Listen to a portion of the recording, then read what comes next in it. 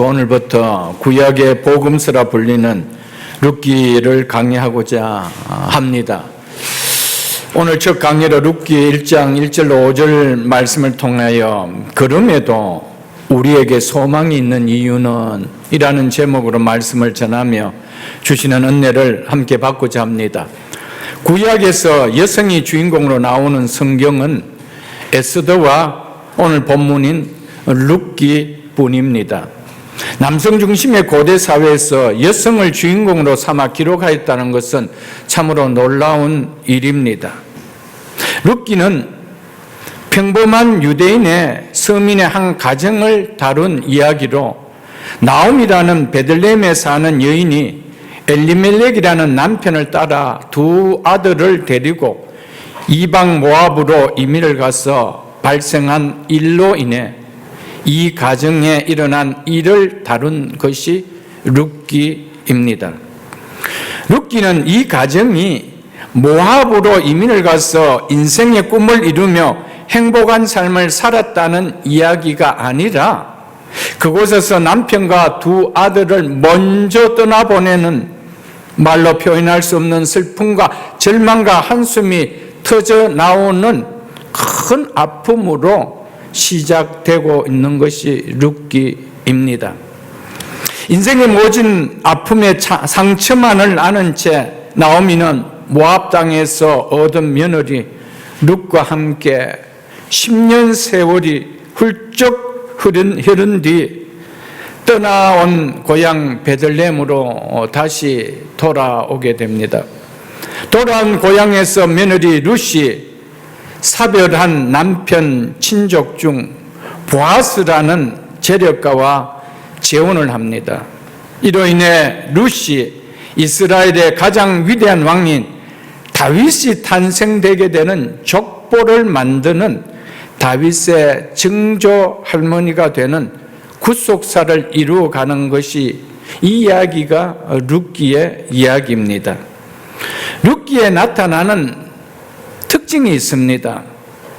룻기는 국가를 구하고 민족을 구하는 영웅이 등장하는 이야기가 아니라 너무나 큰 아픔을 겪고 있는 평범한 한 여인의 삶의 이야기로 이 삶에 특별한 일이 아닌 매일매일에 평범하게 주어지는 너무나도 일상적인 삶에 하나님께서 어떻게 간섭하시며 그 인생을 어떻게 회복하시는지를 보여주고 있는 내용이 룻기입니다.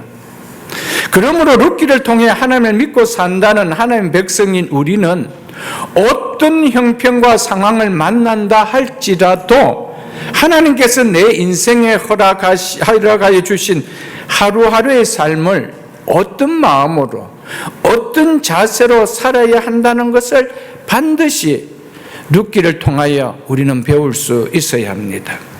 하나님은 특별한 일로 은혜를 주시는 것이 아니고 하루하루 평범한 삶 가운데 놀라운 은혜를 맺게 해주신다는 것이 룻기의 이야기인 것입니다. 그리고 룻기의 핵심 메시지는 한 여인의 무너진 인생과 가정이 어떻게 회복될 수 있었는가? 그것은 바로 보아스와의 만남이었다라고 말하고 있습니다. 룻기에서 보아스는 예수 그리스도를 예표합니다. 어떤 인생도 어떤 가정도 진정 예수 그리스도를 만난다면 회복된다는 사실입니다. 이것이 룻기를 통해 주는 중요한 메시지입니다. 그래서 룻기를 구약의 복음서라고 불려지는 이유가 여기에 있습니다. 이제 오늘 본문에 들어가고자 합니다. 오늘 본문인 룻기 1장 1절로 5절은 룻기의 시대적 그리고 장소적 배경과 등장인물을 설명하는 룻기 전체의 도입부에 해당된다 할 수 있습니다. 오늘 본문 1장 1절과 2절을 보겠습니다. 본문에 이렇게 시작되고 있습니다. 사사들이 치리하던 즉 다스리던 때에 이 말을 쉽게 표현하면 사사시대에 이 말입니다.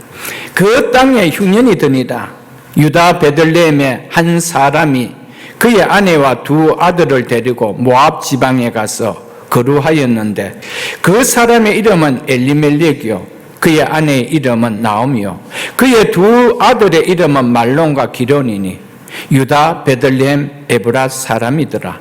그들이 모압 지방에 들어가서 거기 살더니. 룻기는 사사들이 치대하던 때에라는 시대적 배경으로 시작되고 있습니다. 이는 단순히 룻기의 등장인물이 어떤 시대에 살았는지를 알려주는 것만이 아니라 본문에 나타난 사건이 일어난 시대의 특징에 대해서 말해주고자 사사들이 치대하던 때에라고 말하고 있습니다. 사사시대라 하면 일반적으로 여호수아가 죽은 후 이스라엘의 첫 사사인 운니엘이 등장한 때로부터 이스라엘의 초대왕 사울왕이 등장할 때까지의 기간을 사사시대라고 합니다. 이 기간은 대략 약 342년의 기간입니다. 사사들이 다스리던 사사시대는 영적으로나 사회적으로나 정치적으로나 매우 불안정한 시대였습니다. 그래서 사사시대의 특징을 성경을 통하여 몇 곳을 보고자 합니다. 그 룻기 앞이 사사기입니다. 사사기 2장을 보겠습니다. 사사기 2장 7절로 10절을 보겠습니다. 사사기 2장 7절로 10절입니다. 백성이 여호수아에 사는 날 동안과 여호수아 뒤에 생존한 장로들 곧 여호와께서 이스라엘을 위하여 행하신 모든 큰 일을 본 자들이 사는 날 동안에 여호와를 섬겼더라. 여호와의 종 눈의 아들 여호수아가 110세의 죽음에 무리가 그 기업의 경내 에브람 산지 가하스산 북딥난 헤레스에 장사하였고 그 세대의 사람들도 다 그의 조상에게로 돌아갔고 그 후에 일어난 다른 세대는 여호와를 알지 못하며 여호와께서 이스라엘을 위하여 행하신 일도 알지 못하더라. 이게 사사시대의 시작을 알리면서 이 시대의 영적 상황이 이러하다라고 사사기는 말해주고 있습니다. 하나님이 누구시며 하나님이 자신들의 조상들에게 행하신 일이 무엇인지 다음 세대들이 알았지만 그것은 지식일 뿐이었습니다. 자신들의 삶에 그 조상들의 행하신 하나님과 어떤 관계를 보이는 신앙의 삶은 없었다는 말이 그 후에 일어난 다른 세대는 여호와를 알지 못하며 여호와께서 이스라엘 위하여 행하신 일도 알지 못하였더라라고 사사시대의 특징을 이렇게 이야기해 주고 있습니다. 왜 가나안 땅에 들어와서 가나안 땅에 들어온 이 세대들은 왜 여호와를 알지 못하며 여호와께서 이스라엘 위하여 행하신 일을 알지 못하였는 세대가 되었을까요? 왜 이런 세대가 되어버렸을까요? 이스라엘 백성이 40년 광야 생활을 마치고 가나안 땅에 들어가기 직전 모세가 모압 평지에서 이스라엘 백성에게 너희가 하나님이 주신 약속의 땅에 들어가면 잊어버리지 말고 행해야 할 것들을 설교를 해주고 있습니다. 그 설교를 담아놓은 것이 바로 신명기입니다. 그 내용을 기록한 신명기 중 한 부분을 한번 살펴보겠습니다. 신명기 6장 4절로 7절입니다. 구약성경 271쪽입니다. 구약성경 271쪽 신명기 6장 4절로 7절입니다.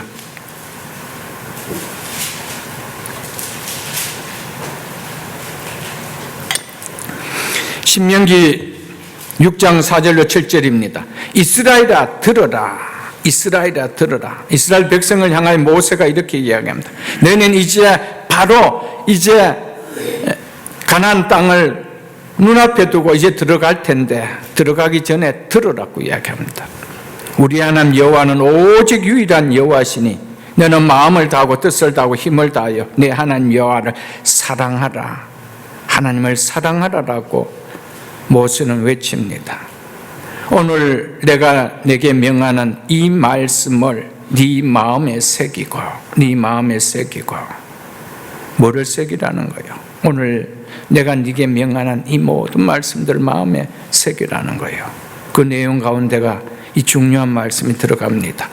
네 자녀에게 부지런히 가르치며 집에 앉았을 때든지 길을 갈 때든지 누워있을 때든지 일어날 때든지 즉 잠자리에 들 때나 아침에 일어날 때나 이 말씀을 강론해 줄 것이며 자녀들에게 이 말씀을 이야기해 줄 것이며 이것을 뭐래요? 마음에 새기래요. 이렇게 모세가 강조하였음에도 불구하고 가나안에 들어간 1세대들이 다음 세대에 하나님을 알게 하는 신앙의 전수를 시키지 않았던 결과가 하나님을 믿는 신앙을 버리는 불신앙이 지배하는 영적으로 암흑기가 되어버린 시대가 되어버렸다라고 성경은 우리에게 말해주고 있습니다. 이 시대가 어떤 시대라고요? 사사들이 치리하던 때, 즉 사사시대라고 말하고 있습니다. 사랑하는 성도 여러분, 우리가 아무리 하나님께서 행해 주신 십자가 부활의 은혜를 체험했다 할지라도 이스라엘 백성들이 광야에서 행해 주신 그 기적을 두 눈으로 목격했다 할지라도 그것을 자녀들에게 가르치 않는다라면 자녀들 세대는 암흑의 세대가 되어진다는 사실입니다. 사랑하는 성도 여러분, 왜 사사시대가 왔을까요? 가르치지 않았기 때문에 했다는 거예요. 왜 우리의 가정에 사사시대가 올까요? 왜 우리의 인생에 사사시대가 임할까요? 우리의 책임이라는 것입니다. 그래서 사사시대를 기록한 사사기는 이런 사사시대를 두 번에 걸쳐서 한 문장으로 이렇게 정리해놨습니다. 사사기 17장 6절을 한번 보겠습니다. 사사기 17장 6절. 사사기 17장 6절입니다. 그때에는 이스라엘에 누가 없었으므로 왕이 없었으므로 이 말은 아직 자신들을 통치하는 표면적인 왕이 자신들에게 없었기 때문에 이스라엘에 왕이 없었으므로 라고 한 말이 아닙니다. 이는 이스라엘 백성을 인도하고 통치하는 진정한 왕이신 하나님이 계심에도 불구하고 그들의 삶에 없었다 이 말입니다. 이것을 그때의 사사시대에는 이스라엘에 왕이 없었다라고 했습니다. 왜 그래요? 가르치지 않기 때문에. 그래서 어떻게 살았대요? 사람마다 자기 소견에, 즉 자기 눈에 옳은 대로 행하였더라. 그것이 좋게 보이면 그렇게 사는 거예요. 내 마음대로 살아가는 거예요. 왜요? 왕이었기 때문에. 누가 왕인 거예요? 내 인생에 내가 왕인 거예요. 사사기는 또 어떻게 마치고 있는지 보겠습니다. 사사기 21장 25절입니다. 우리 룻기 바로 앞에 나오는 절이죠. 사사기 마지막도 동일하게 이렇게 마치고 있습니다. 그때 이스라엘에 왕이 없으므로 사람이 각기 그 소견에 자기의 눈에 즉 자기 보기에 자기 뜻에 옳은 대로 행하였더라 이렇게 말하며 사사시대를 기록한 사사기를 마치고 있습니다. 사사시대의 특징은 한마디로 이스라엘의 왕이신 하나님이 계심에도 불구하고 그들이 하나님을 더 이상 자신의 왕으로 섬기지 않고 그분의 뜻을 따르지 않고 그분의 말씀을 따라 살지 않고 각각 자기 소견에 옳은 대로 자기 보기에 자기 뜻에 옳다고 여겨지는 대로 살았더라. 이 시대가 사사시대다. 이 암흑시대가 영적으로 암흑시대가 사사시대였다라고 성경은 말하고 있습니다. 이처럼 사사시대는 하나님의 생각보다 자신의 생각이 기준이 되어 살던 시대가 사사시대입니다. 하나님의 뜻보다 자기의 뜻이 기준이 되어 살던 시대가 사사시대라는 것입니다.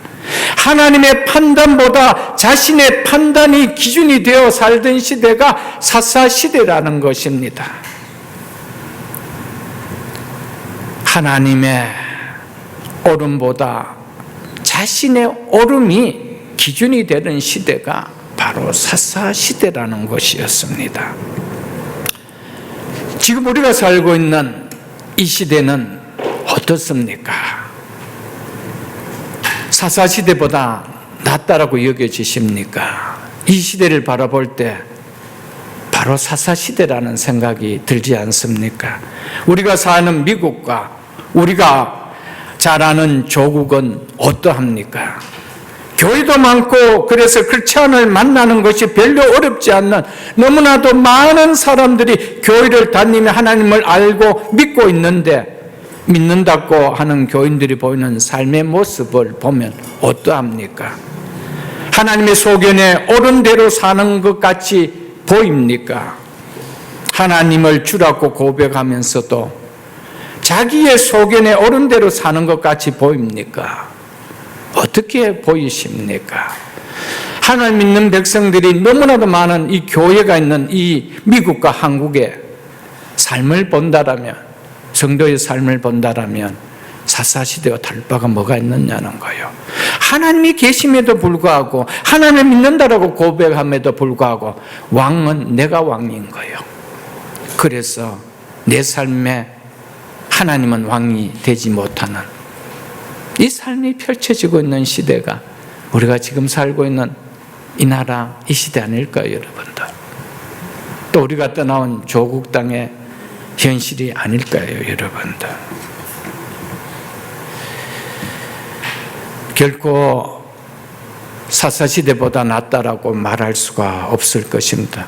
아니, 앞으로 가면 갈수록 더 그때의 사사시대보다 더한 사사시대가 우리에게 펼쳐질 것이며 우리의 자손 세대에 더욱더 펼쳐져 나갈 것입니다.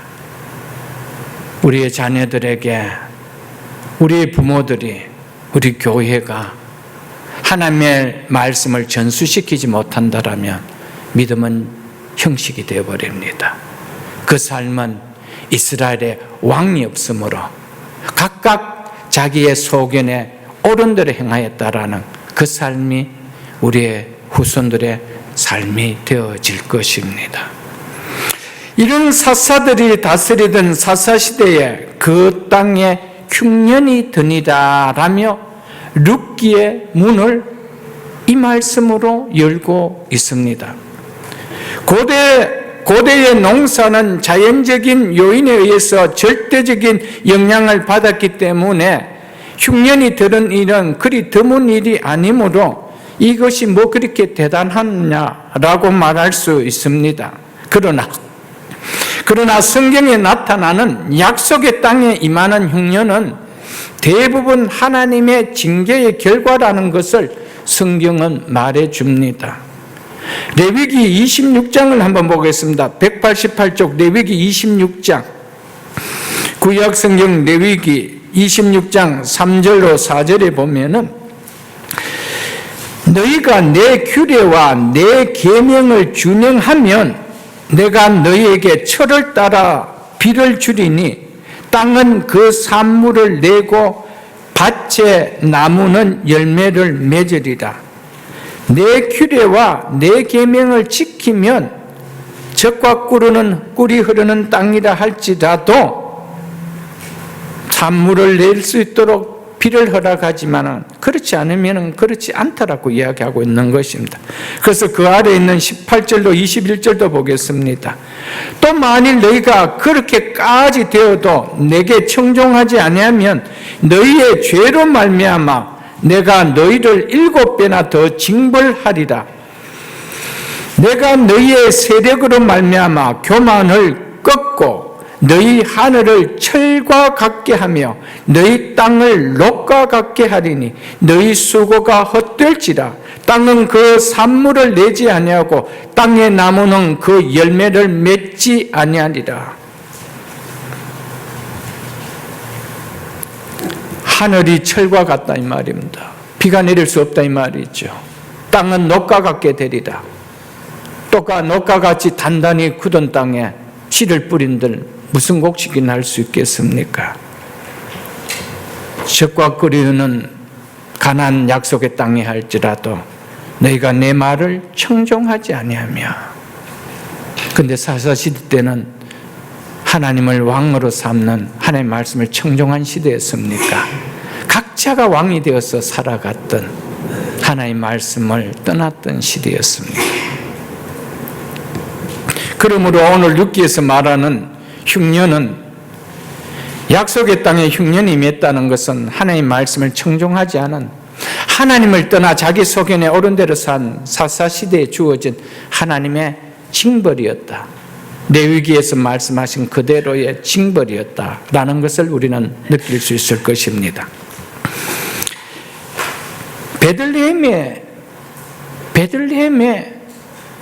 또한 흉년이 들었다고 하죠. 베들레헴, 이 말은 양식의 집이라는 뜻입니다. 떡집이라는 뜻입니다. 이 지명이 뜻하는 이름만 봐도 이곳이 얼마나 비옥한 지역인 것을 느낄 수가 있게 해줍니다. 이런 지역에 흉년이 들었다는 것은 결코 우연적으로 자연적으로 일어날 수 있는 아님을 우리에게 말해주고 있습니다. 베들레헴에서 약 50마일 정도 떨어진 그리 멀지 않는 모압 땅에는 흉년이 들지 않았고 양식의 집, 떡집이라 불릴 만큼 비옥한 베들레헴에 흉년이 들었다는 것은 하나님께서 자기 백성에게 의도적으로 내리는 징계라는 것을 우리는 느낄 수가 있다 이 말입니다. 약속의 땅, 그것도 떡이 풍부한 떡집에 떡이 떨어지는 흉년의 사건이 일어났다라면 하늘이 철과 같이 되어 비가 내리지 않고 땅은 녹과 같이 되어 싹이 나지 않는 상황이라면 이게 무슨 일일까?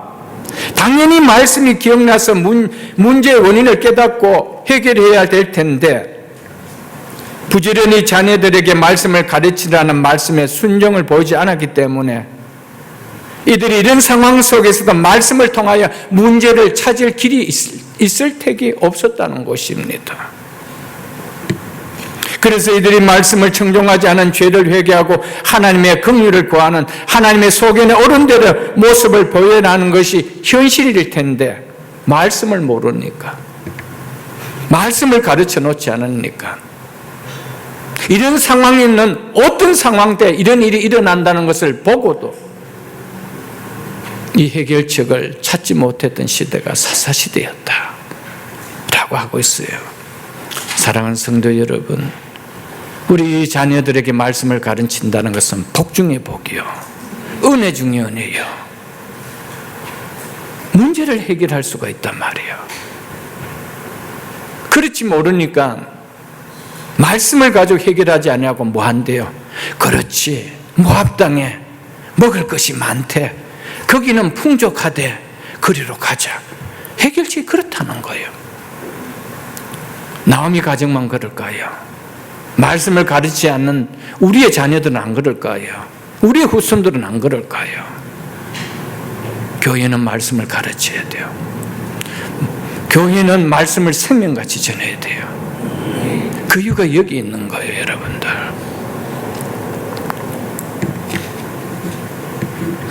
그래서 룻기는 베들레헴 사는 유다 지파 소속의 엘리멜렉이라는 한 가장이 몰아닥친 이 흉년에 육신적으로 살고자 하나님 앞에서 길을 찾지 않고 아내와 두 아들을 데리고 하나님이 기업으로 주신 그 땅을 버리고 자기 소견에 옳은 대로 가지 말아야 하는 이방 모압 땅으로 가서 그곳에 이주하였다는,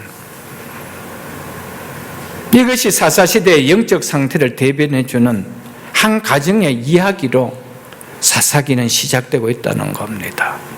사사시대는 이스라엘의 왕이 없으므로 각각 자기 소견에 옳은 대로 행하였다는 것을 엘리멜렉이란 한 가정을 통하여 이 전체를 보여주고 있다는 사실입니다. 2절에 보면 이 가족들의 이름까지 말해주며 이 가정을 소개하고 있는 것을 우리가 볼 수 있을 것입니다. 이 가정의 이름은 엘리멜렉이요, 아내의 이름은 나오미요, 두 아들의 이름은 말론과 기론이니라고 소개합니다. 엘리멜렉의 뜻은 하나님은 나의 왕이시다, 이 뜻입니다. 그리고 나오미는 기쁨이라, 희락이라 라는 뜻입니다. 이런 의미의 이름을 지어준 것을 보면 이 부모들은 분명 신앙의 사람인 것을 느낄 수가 있습니다. 그럼에도 이름에 걸맞게 신앙 교육을 시키지 않았다는 것은 이름을 가진 이 다음 세대 아들이 행하는 모습을 보면 우리는 알 수가 있을 것입니다. 우리는 얼마나 많이 크리스찬이기 때문에 크리스찬의 이름을 자녀들에게 지어줍니다. 그래서 얼마나 많은 이름이 한인들 사회에서 데이비 그러면 거의 반수는 고개를 들릴 것입니다. 여러분들 그렇지 않나요? 폴 그러면 거의 돌릴 것입니다. 그런데 거기 걸맞게 신앙의 교육은 시켰느냐? 이걸 엘리멜렉을 통해 보여줍니다. 엘리멜렉의 이름의 뜻은 하나님은 나의 왕이시다. 그런데 그 가정의 왕은 누굽니까? 자기였습니다. 자기 인생의 왕은 누구였습니까? 하나님이 아니고 자기였습니다. 왜요? 말씀을 가르치 않았기 때문에.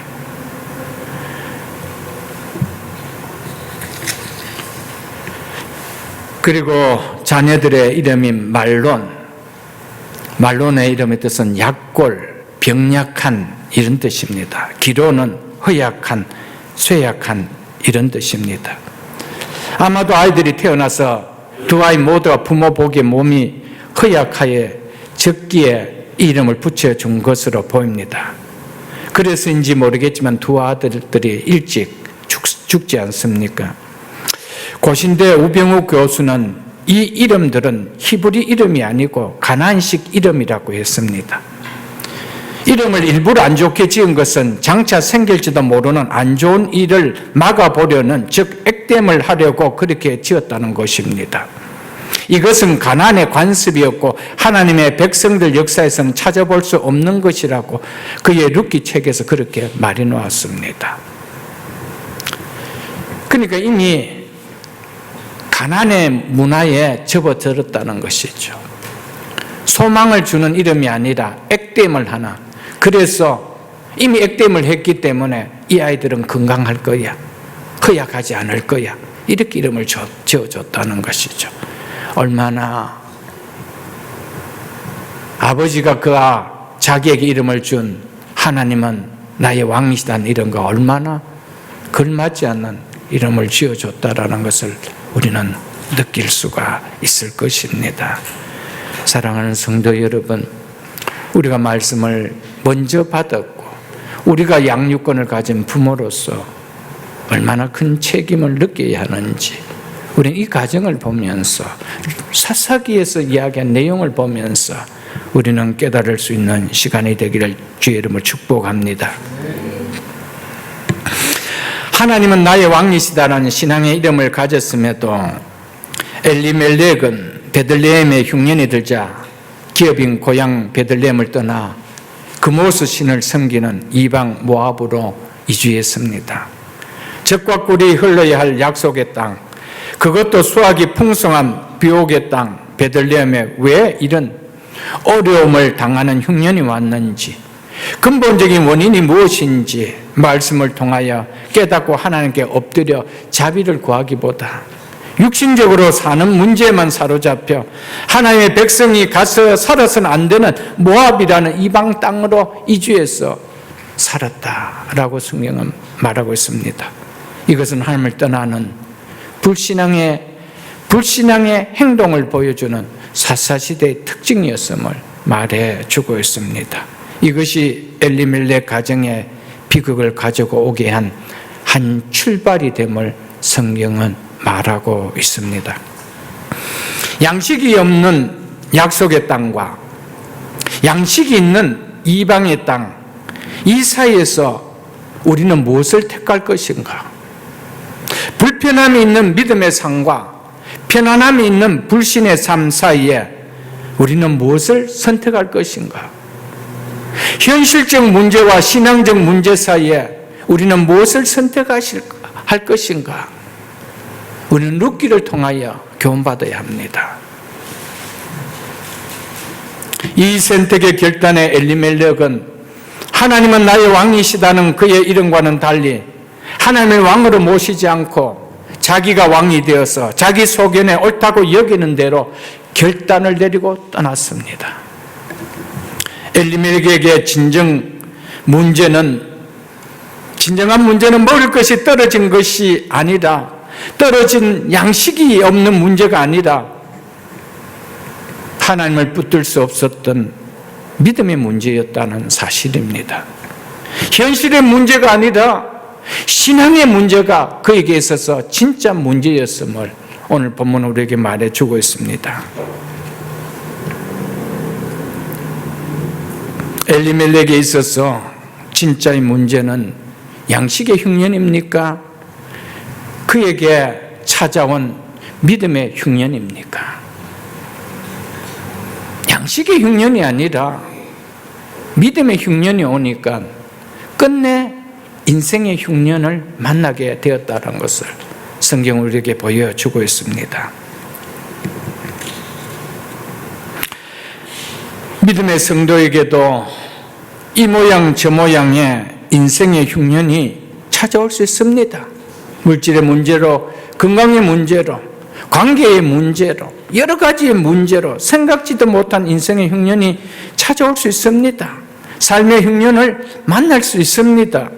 그렇다 해도 믿음의 흉년만큼은 들게 해서는 안 됩니다. 믿음이 바싹 말라버리는 믿음의 흉년, 신앙의 흉년을 만나게 해서는 안 된다는 것입니다. 이것이 룻기를 통하여 우리에게 선포해 주고 있습니다. 세상 양식 때문에 하늘 양식에 곳간이 통통 비어게 하는 흉년이 들게 해서는 안 된다는 거예요. 여러분의 가정에 세상의 곳간은 넉넉합니까? 근데 여러분의 가정에 믿음의 곳간에는 얼마나 영의 양식이 있습니까? 그것이 결론입니다. 우리 인생에 아무리 세상적으로 풍족하게 곳간을 채워놨다 하더라도 내 심령에 신앙의 흉년이 임했다라면, 믿음의 흉년이 임했고 하늘 양식이 다 떨어져 버린 흉년이 왔다라면 소망이 없다는 겁니다. 그것이 엘리멜렉과 나오미의 가정을 통하여 우리에게 주는 메시지입니다.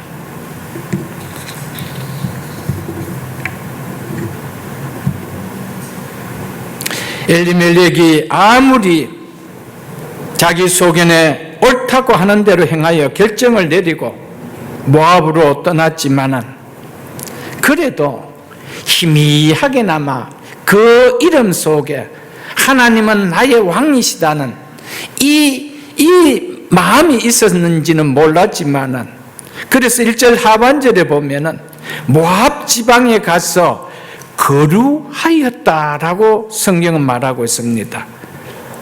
여기서 거류하였다라는 원 의미는 완전히 정착하였다는 뜻이 아니라 순례자나 외국인들처럼 일시적으로 잠시 머물렀다라는 뜻입니다. 그래서 세번역 같은 곳에는 임시로 살려고라고 번역해 놨습니다. 그래서 NASB 같은 영어 버전에 보면은 went to sojourn in the country of Moab 이렇게 나옵니다.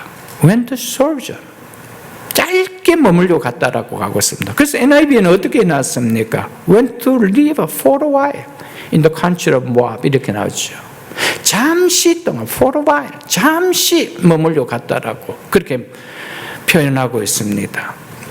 엘리멜렉은 처음 모압으로 떠나는 결정을 할 때는 가족을 데리고 잠시 모압에서 이 흉년만 지나가면은 다시 돌아오리라 그런 생각하고 떠났습니다.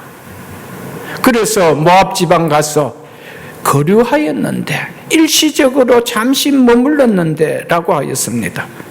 그래서 엘리멜렉과 나오미는 모압 땅으로 떠나는 것을 말리는 친척들에게 우리 오래 있지 않아.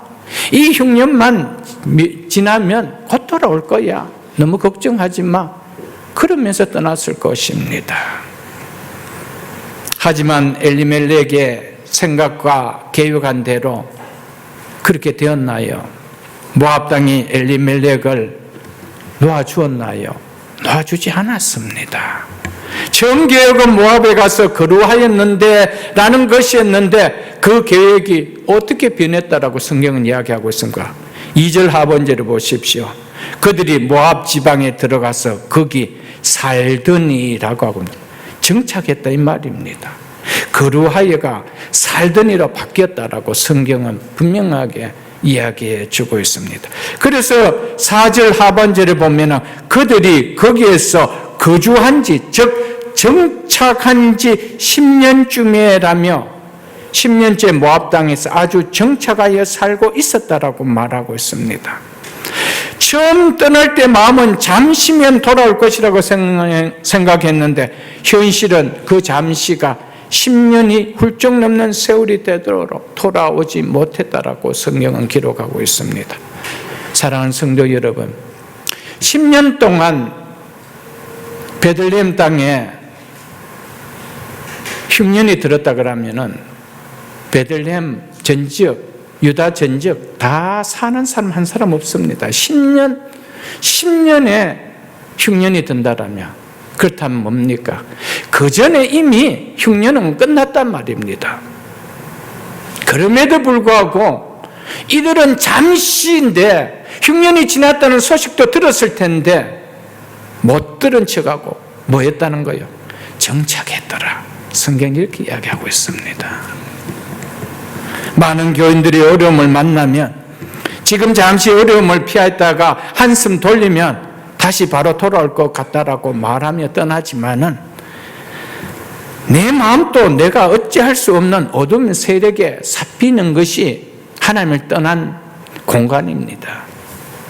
엘리멜렉이 그랬습니다. 돌아올 것 같이 처음에는 잠시 머물렀다 돌아올 것 같이 생각하고 갔는데 처음 가졌던 생각도 그 신앙마저도 출발할 때 그나마 가졌던 신앙마저도 다 잃어버리는 거예요. 여기서 우리가 깨달아야 할 중요한 영적 진리가 있음을 말해주고 있습니다. 우리 앞에 닥친 삶의 문제를 그것을 믿음이 아닌 세상적인 방법으로 해결하고자 잠시 믿음을 뒤로 물리는 결정을 내린다면 그 잠시가 10년이라는 장기로 변할 수 있을 뿐 아니라 엘리멜렉처럼 다시 돌아오지 못하고 인생이 끝날 수도 있다라는 것을 우리에게 말해주고 있습니다.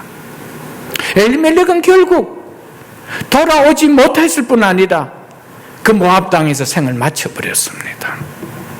잠시 돌아와서 하나님은 나의 왕이다는 이름을 걸맞게 살려고 했을지도 모르겠지만 결국 거기서 죽었더라.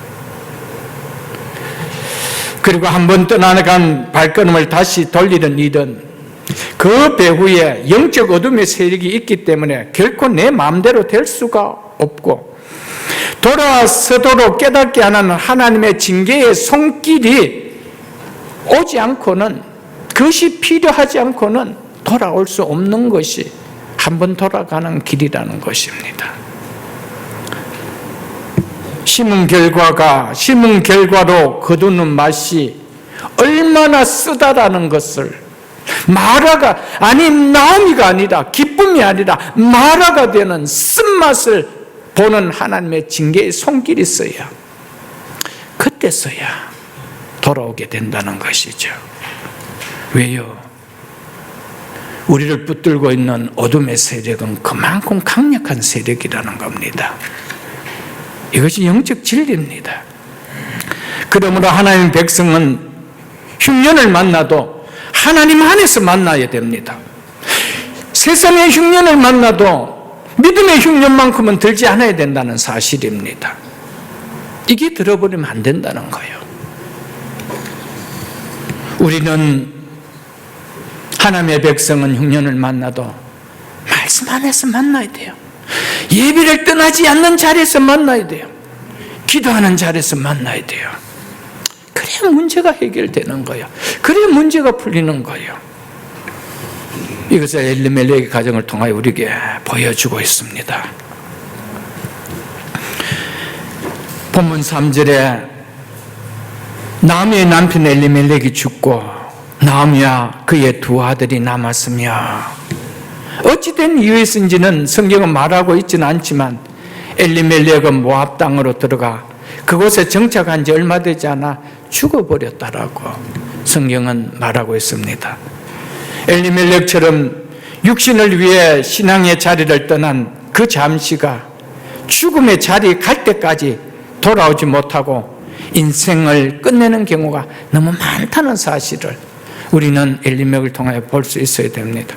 잠시 떠났다가 어려운 이 가뭄을 좀 피했어, 흉년을 피했어, 단장 생계의 어려운 문제 좀 피하고 해결되면 다시 교회로 돌아오겠습니다. 예배 자리에 돌아오겠습니다. 아니요, 그게 끝이 될 수가 있는 확률이 너무나 높다는 겁니다. 왜요? 거기는 어둠의 세력이 우리를 붙들고 갔기 때문에. 여러분, 그것이 어지간한 징계를 통하여 깨닫지 않고는 깨달을 수 없습니다. 하나님 백성이면 깨달을 수 있지만 사단에 사로잡힌 영이라면 어떻게 하나님이 계신다면 이렇게 모지게 이렇게 행할 수 있나, 이렇게밖에 안 나오죠. 결국 그 하나님 버리는 거예요, 여러분들. 엘리멜렉은 육신의 생명을 위해 모압으로 가는 것이 자신이 선택한 최선의 방법이라고 생각했는데, 그 최선의 방법이라고 선택하여 간 그것이 죽음의 자리가 될지 자기들 알았겠습니까? 그리고 자신의 영혼까지 다 잃어버리는 그것이 되어져 버릴지 어떻게 알았겠습니까? 죽음을 피해 살아보려고 갔는데 살려고 간 그것이 죽음이었다고 성경은 말하고 있음을 우리는 똑똑하게 기억할 수 있기를 축복합니다. 엘리멜렉은 베들레헴 흉년만 피하면 잘 살 줄 알았습니다. 그래서 영혼의 양식이 있는 베들레헴을 떠나 더 큰 흉년이 자신에게 기다리고 있음을 전혀 몰랐습니다. 이 흉년만 피하면 잘 살 수 있겠지라고 했는데, 그래서 베들레헴을 떠났는데 거기에 자기의 영혼까지 잃어버리게 하는 더 큰 흉년이 기다리고 있다는 것을 깨달았나요? 못 깨달은 것이죠. 그 정도로 사람들은 밀어납니다. 무엇을 모르면요, 말씀을 모르면은.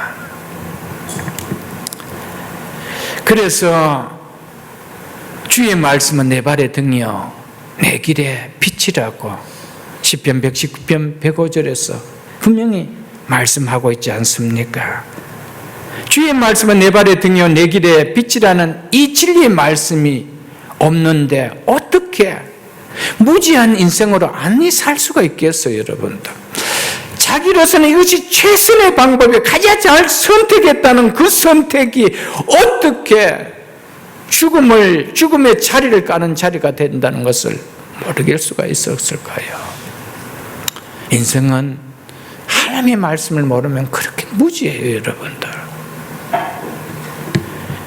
엘리멜렉은 하나님은 나의 왕이시다고 하면서도 하나님의 백성은 육신의 떡으로만은 사는 자가 아니라 하나님의 말씀으로 사는 자라는 것을 마음에 두지 않고 살았다는 이 말씀입니다. 그렇기 때문에 떡만 있으면 하나님의 말씀이 완전히 고갈되는 모압 땅이라도 괜찮다고 하며 그는 말씀에 곳간에 있는 베들레헴을 떠나 육신의 곳간에 있는 모압 땅으로 가버렸습니다. 하나님 백성은 세상 떡으로 사는 인생 아닙니다. 그래서 하나님의 백성을 향하여 너희는 세상의 떡으로 사는 자가 아니라 하나님의 입에서 나온 말씀으로 사는 자라고 하신 거 아니에요, 여러분들. 그런 우리가 육신의 배고픔에 문제가 있으면은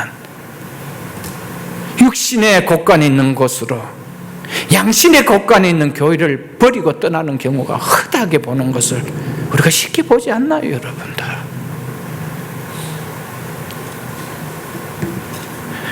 사랑하는 성도 여러분, 우리가 살고 죽는 것은 외적 조건이 아님을 오늘 엘리멜렉 가정을 통하여 깨달을 수 있기를 주의 축복합니다.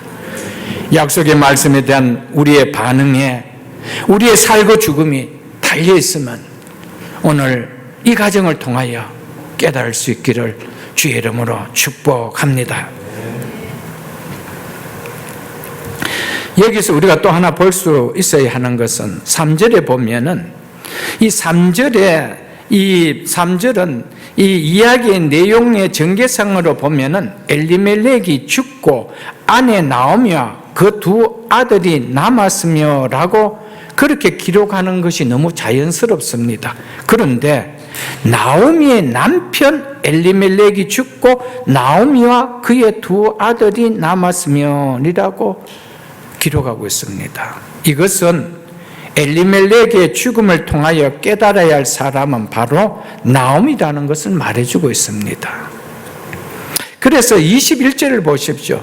1장 21절에 보면은 나오미가 이렇게 이야기합니다. 내가 풍족하게 나갔더니 하나님께서 내게 비어 돌아오게 하셨느니라. 여호와께서 나를 징벌하셨고 전능자가 나를 괴롭게 하셨거늘 이렇게 이야기하고 있습니다. 모든 상황은 누구 때문이었다고 이야기하고 있습니다. 나 때문에 하나님께서 나에게 손을 대셨다 이렇게 이야기하고 있습니다. 여러분, 우리 가정에 일어나는 모든 일들, 우리의 상황에 모든 일어나는 일들은 나를 깨닫게 하는 것임을 잊지 마십시오, 여러분들. 제가 왜 저랬지? 우리 비즈니스가 갑자기 왜 이랬지? 나를 깨우는 소리인 것을 기억하십시오, 여러분들. 이처럼 깨달아야 할 나오미를 위해서 하나님은 나오미의 환경을 뒤흔드셨던 것이었습니다. 나오미는 두 아들마저 세상을 떠나자 그제서야 이것이 여호와께서 나를 징벌하신 사건임이 깨달아졌다는 겁니다. 엘리멜렉도 나오미도 인생의 흉년을 만난 것보다 더 큰 문제가 뭐였습니까? 깨닫지 못하는 믿음의 영적인 기근이었습니다. 흉년이었습니다. 바짝 말라버렸습니다. 그러니까 그 상황 속에 이렇게 일어나도 이게 무슨 일이지 깨닫지 못했다는 것이죠. 육신에 닥친 흉년에 민감하게 반응을 보였음에도 불구하고 영혼에 임한 흉년에는 어떤 반응이 없었다는 것이 엘리멜렉과 나오미 이 두 부부에게 임했던 문제였습니다. 우리는 얼마나 인생을 살아가면서 육신의 흉년 앞에서는 얼마나 우리가 디테일하게 반응하지 않나요, 여러분들? 세심하게 반응하지 않나요? 그런데 한 주 말씀을 안 들어도, 한 주 기도 안 해도, 예배를 등한시 해도 이 영혼의 마름에 대해서, 고갈됨에 대해서는 어떤 반응이 없다는 것은 심각한 문제입니다, 여러분들. 영혼의 기근이 풀리면 우리 인생은 사는 거예요. 그래서 성경은 영혼이 잘된 같이 범사가 잘 되고, 성경은 한 번도 우리의 범사가 잘된 같이 영혼이 잘 되면 이렇게 말하지 않았습니다. 사랑하는 성도 여러분, 영혼의 기근이 들어서는 안 돼요. 우리는 하나님의 말씀에 흉년이 들어서는 안 돼요. 결국 우리를 살리는 것은 말씀입니다. 우리를 회복시키는 것은 믿음입니다. 이 사실을 붙들 수 있기를 주님의 이름으로 축복합니다. 여기서 우리가 또 한 가지 생각해야 될 것은 성도가 어려운 일을 만난다고 해서 반드시 하나님께서 내게 징벌을 주셔서 당하는 일이라고 생각할 필요는 없습니다. 우리의 삶에 고난이 찾아오는 이유는 여러 가지가 있을 수 있기 때문입니다. 욥처럼 다윗처럼 이유를 모르는 경우도 허다할 수 있습니다. 우리의 신앙을 우리를 더 영적으로 강건하게 시키기 위한 우리의 그런 또 과정을 통하여 어려움을 주실 수도 있습니다. 하지만 하나님을 믿는 성도라면 자신이 당하고 있는 고난이 신앙을 떠난 죄 때문이 아닌지는 스스로 돌아볼 수는 있어야 된다는 것입니다. 마치 내가 욥처럼, 내가 마치 다윗처럼 그렇게 생각하면 안 된다는 것이죠. 성도에게는 어려움이 닥치면 첫 번째 돌아볼 것은 내가 말씀을 떠난, 믿음을 떠난, 영적인 자리를 떠난 죄는 없는지 이걸 먼저 스스로 돌아볼 수 있는 마음과 눈과 우리의 심령이 되어야 한다는 것입니다. 이어서 4절과 5절을 보겠습니다. 그들은 모압 여자 중에서 그들의 아내를 맞은데 하나의 이름은 오르바요 하나의 이름은 루시더라. 그들이 거기에 거주한 지 10년쯤에 말론과 기론 두 사람이 다 죽고 그 여인은 두 아들과 남편 뒤에 남았더라. 잠시 동안 이렇게 10년의 세월로 바뀌었다라고 말하죠. 비록 사랑하는 남편은 잃었지만 나오미는 두 아들이 자라는 것을 보며 소망이 되고 힘이 되고 위로가 되었기에 남편이 떠난 후에도 모압에 더 정착하였던 것으로 보여주고 있습니다. 돌아간다 해도 남편을 잃고 후손도 없는 이대로 갈 수 없다는 생각이 나오미는 들었을지도 모를 것입니다. 그래서 어쩌면 안 돌아갔을지도 모를 것입니다. 그래서 며느리들을 보고 손자들을 안고 그래서 내가 후손을 안고 갈 것이다 라고 했을지도 모를 것입니다. 그래서 두 아들들이 모압의 여인들과 결혼을 하게 되죠. 남편을 잃었지만 며느리를 둘을 나오미는 얻었습니다. 이것이 큰 위로였습니다. 왜냐하면 고대 사회에서 아들이 있다라는 것, 손자가 있다라는 것, 그것은 힘이 없는 여인에게 있어서 가장 위로가 되기 때문입니다. 고대 사회의 여인의 가치는 남자에게 달려가 있습니다. 남편과 아들과 손자입니다. 그것이 여자의 가치를 결정해 주는 거예요. 그런데 나오미에게는 자기 가치를 드러낼 만한 어떤 것도 아무것도 없는 거예요. 그러니까 이제 이 아들을 통하여 내가 손자를 볼 것이다 라고 했는데 손자도 보기 전에 그 아들마저 다 잃었어요. 그 나오미는 세상적으로 봤을 때 어떤 가치도 없는 거예요.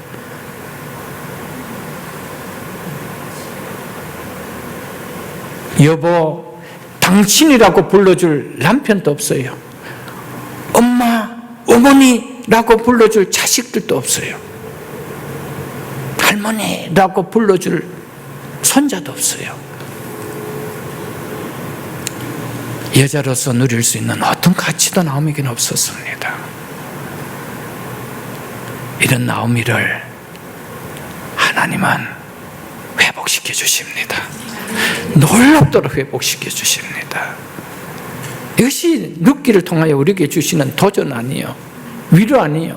힘 아니에요, 여러분들.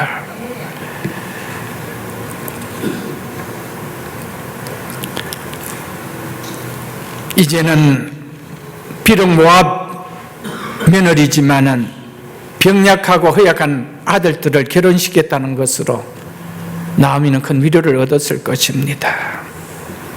그리고 이제 이 며느리를 통하여 손자들을 볼 것이라는 소망의 기쁨도 있었을 것입니다. 그 위로도 기쁨도 잠시였습니다. 자신의 인생의 한 줄기 소망으로 여겼던 두 아들마저도 떠났더라. 그리고 이제 두 아들과 남편 뒤에 나만 홀로 남았더라. 성경은 그렇게 룻기의 서론으로 마치고 있습니다. 서론을 그렇게 마치고 있습니다. 육신의 힘든 고난을 만나도 베들레헴을 떠나지 않는 것이 복이었는데 이런 생각이 나옴에게 들지 않았을까요?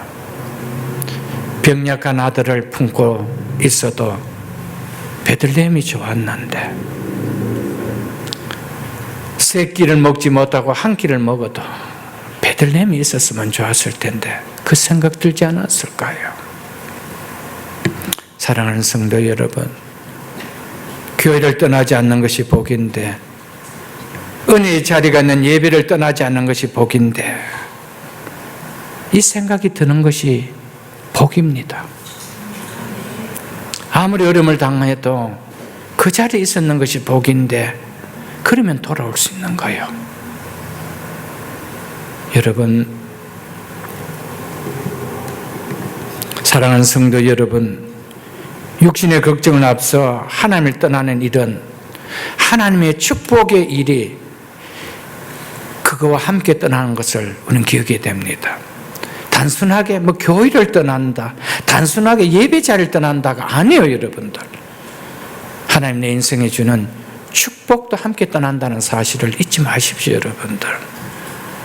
그래서 생명을 걸고도 베들레헴을 떠나서 안 된다는 거예요. 영의 양식이 있는, 축복의 은혜가 있는 영적인 베들레헴 교회를 떠나서는 안 된다는 것을 우리에게 보여주고 있습니다. 우리는 반드시 기억해야 됩니다. 오늘 이 말씀을 통하여 세상의 풍족을 구하기 위하여 믿음의 자리를, 은혜의 자리를 떠나는 것보다 어리석은 인생은 없다라는 것을 우리는 깨달을 수 있기를 한 번 더 주의 이름을 축복합니다. 5절에 보면 말론과 기른 두 사람이 다 죽고 그 여인은 두 아들과 남편 뒤에 남았더라. 혼자 남겨졌더라, 이 말입니다. 어떤 이유에서인지는 모르지만 나오미는 소망으로 여긴 두 아들마저 잃어버렸습니다. 나오미는 자신의 삶과 인생을 지탱해 줄 남편도 아들도 다 잃어버렸습니다. 고대 가부장 제도 아래에서 여자의 가치는 남편의 달려가 있었습니다. 그 아들의 달려가 있었습니다. 그런데 자기의 가치를 결정해 줄 이 아들마저도 떠나버렸습니다. 그랬으니까 그 고대 팔레스타인에서 가장 돌발 사람 누구라고 합니까? 과부라고 이야기하는 거예요. 과부라고. 그런데 나오미는 과부 중에도 자기를 돌봐줄 수 있는, 자기를 가치를 세워줄 수 있는 아들마저도 없는 거예요. 후손이라도 남겨주고 떠났으면 괜찮은데 손자도 없는 거예요. 나오미에게 붙을 만한, 나오미에게 있어서 붙을 만한 어떤 희망도 기대도 미래도 그에게는 없습니다. 누군가 나오미를 찾아올 만한, 그래서 나오미하고 이야기하고 싶을 만한 그런 가치도 자기에게는 없습니다. 사랑하는 성도 여러분, 여기까지 우리가 말씀을 들으면서 이제 후로는, 지금까지 우리가 어떻게 살았다 할지라도 이제 후로는 더 이상 후회하는 인생을 내 스스로가 만드는 우를 범해서는 안 된다는 겁니다. 후회하는 인생을 내 스스로가 만들어서는 안 된다는 겁니다. 그만큼 어리석은 인생이 있느냐는 거예요. 없다는 거예요. 내 한 사람의 후회함이라면 모르겠지만 나와 함께 있는 그 가솔들이 얼마나 있습니까? 나오미가 왜 이런 고생을 해야 되며 그 아들이 왜 이렇게 되었습니까?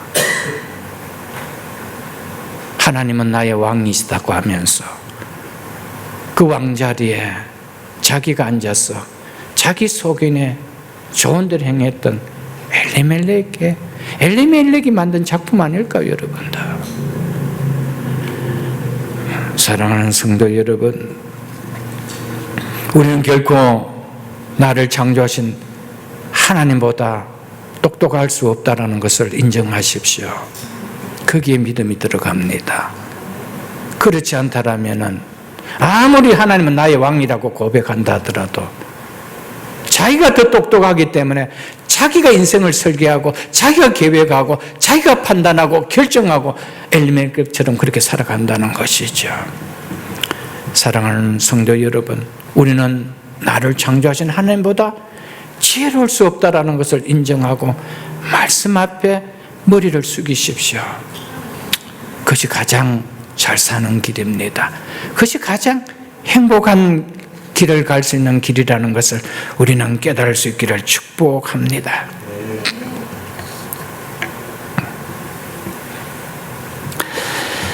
이렇게 룻기는 이제 모든 것을 잃어버렸습니다.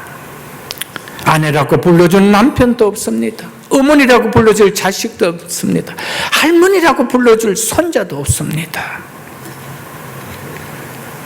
자기에게 남아있는 것은 오직 슬픔과 절망으로 채워진 자기 자신밖에 없습니다.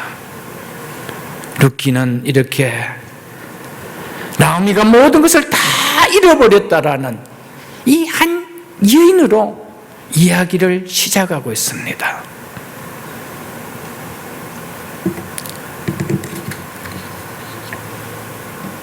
사랑하는 성도 여러분, 이런 나오미를 하나님은 회복시켜 주십니다. 어떻게 회복시켜 주십니까? 다윗의 증조모로 회복시켜 주십니다. 이스라엘의 가장 위대한 왕 다윗 왕의 증조모가 되는 그런 놀라운 위로와 기쁨으로 채워주는 인생으로 채워줍니다. 그 이야기가 이제 다음 주부터 이어지는 이야기입니다. 사랑하는 성도 여러분, 나오미가 지금까지 오늘 본문을 통하여 거둔 삶의 결과는 나오미가 내리고 나오미가 결정하고 나오미가 따랐던 결과였습니다. 하나님께서 나오미에게 이렇게 살도록 하나님께서 그렇게 인도하신 거 아니었다는 사실입니다. 이 모든 결과는 자기가 뿌린 것을 거둔 것밖에 아니었다는 것이죠. 우리가 믿음을 떠나는 행위를 한다면 그것은 절대적으로 내가 선택하고 내가 결정하고 내가 들었는 행위지 하나님께서 믿음을 떠나게 하셔서 내가 그렇게 했다는 것은 아니라는 사실을 우리는 알아야 됩니다.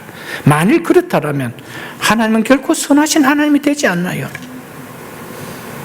그 모든 결정은 내가 한 거예요.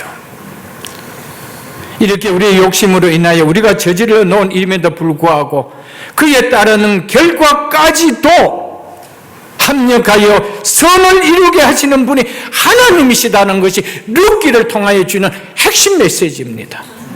우리가 다 일을 저질러 놨지만 저질러 놓은 그 일까지 합력하여 선을 이루게 하시는 것, 그것이 룻기를 통하여 우리에게 주시는 메시지입니다. 그래서 마라와 같은 인생이 나오미 같은 인생으로 회복될 수 있었다. 어떻게 회복될 수 있었는가냐? 하나님께서 그것마저도 합력하여 선을 이룰 수 있도록 인도하시는 하나님의 손길이었다 라는 것을 이야기하고 있습니다. 그래서 우리가 잘 아는 로마서 8장 28절에 보면 우리가 알거니와 하나님을 사랑하는 자 곧 그 뜻대로 부르심을 입은 자들에게는 모든 것이 나무와 같이 내 삶의 결과가 이렇게 됐다 할지라도 그것까지도 합력하여 선을 이루시는 선하신 하나님인 것을 룻기를 통해 우리에게 보여주고 있습니다. 룻기처럼 이 나오미처럼 언약의 백성은 실패할 수 있습니다. 그러나 하나님께서는 이들의 그 실패까지도 통하여 당신의 오묘한 구속사를 이루어 가시는, 선을 이루어 가시는 하나님인 것을 룻기를 통하여 우리에게 보여주고 있습니다. 룻기는, 하나님은 자기 백성은 어떤 상황 속에서도 결코 버리지 않는 하나님이신 것을 보여주고 있습니다. 하나님은 당신의 백성을 어떤 상황 속에서도 구원하시는 하나님인 것을 룻기를 통해 보여주고 있습니다. 그래서 룻기를 구약의 복음서라고 하는 거예요. 우리의 소망의 근거는 자기 백성에 대한 하나님의 이 신실함에 우리의 소망이 있는 거예요. 우리의 결정의 결과와 사건들을 하나님께서 자신의 주권으로 자기 백성을 위한 선한 목적에 따라 인도하신다는 것입니다. 이것은 하나님의 은혜입니다. 그리스도인에게서 언제나 하나님의 은혜가 모든 삶의 결정적인 요소입니다. 나오미의 삶의 결정적인 요소는 하나님의 은혜였습니다. 이것이 룻기를 통하여 보여주는 핵심 아니에요. 룻기는 빈손으로 돌아왔습니다. 절망의 상태에서, 아픔의 상태에서, 슬픔의 상태에서, 마라의 상태에서 돌아왔습니다. 그런데 하나님은 이 룻과 이 나오미를 위해서 모든 것을 세팅해 놓았습니다. 준비해 놓았습니다. 풍족한 추수밭을 준비해 놓았습니다. 나오미가 씨를 뿌려서 거둔 거 하나도 없습니다. 그냥 하나님이 준비한 밭에 가서 죽기만 하면 되었습니다. 우리가 살아가는 모든 것은 하나님의 은혜입니다. 믿으십니까, 여러분들? 그 전까지는 어쩌든지 내 힘으로 살아보려고 하고 발부둥 치면 바득바득 했던 것이 엘리멜렉과 나오미의 삶이었습니다. 그런데 하나님의 은혜를 깨달을 때 하나님 모든 것을 다 예비해 두셨구나. 나는 줍는 수고만 하면 되구나. 여러분, 이 사실 믿어집니까? 여러분, 이게 깨달아져야 되는 거예요, 여러분들. 근데 우리는 악착같이 내 힘으로 살아가요. 그러니까 하나님의 은혜가 보이지 않는 거예요. 하나님의 은혜가 보이지 않는 거예요. 그래서 나오미가 돌아올 쯤에 베들레헴에 어떤 때라고? 추수하는 때라. 나오미가 추수했나요? 나오미가 씨 뿌렸나요? 하나님의 은혜를 이야기하는 거예요. 내가 은혜를 줄 테니까 너는 은혜를 누리기만 하라. 그래서 자녀까지 주잖아요, 여러분들.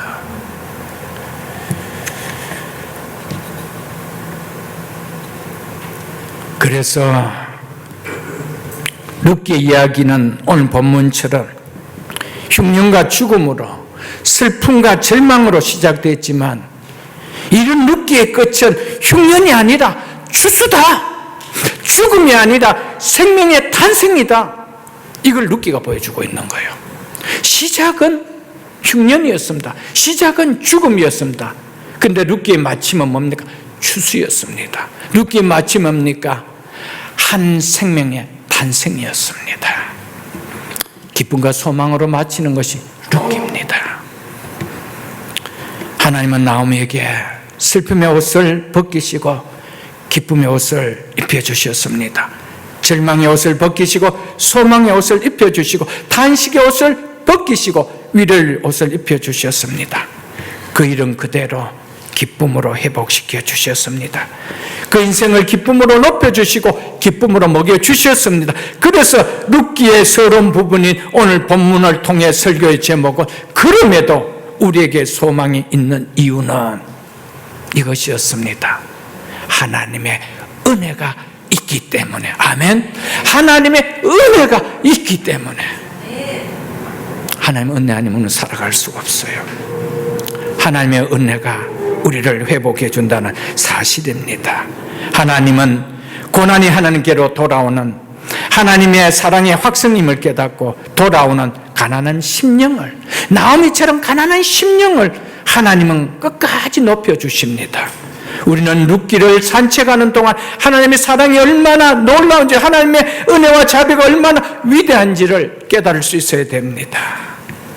이제 2장과 3장, 4장을 보면 알겠지만은 마치 아버지 집에 돌아온 아들을 위하여 아버지가 모든 것을 준비해 둔 것처럼 하나님께로 도한 나오미를 위하여 회복의 모든 것을 준비해 놓고 있는 것을 우리는 2장, 3장, 마지막 4장까지 우리는 볼 수가 있을 것입니다. 하나님의 백성은 하나님의 은혜로 사는 자다, 이걸 이야기하고 있습니다. 그래서 하나님의 백성은 은혜의 자리를 떠나서는 안 된다. 이것이 룻기가 주는 메시지가 아닐까요, 여러분들?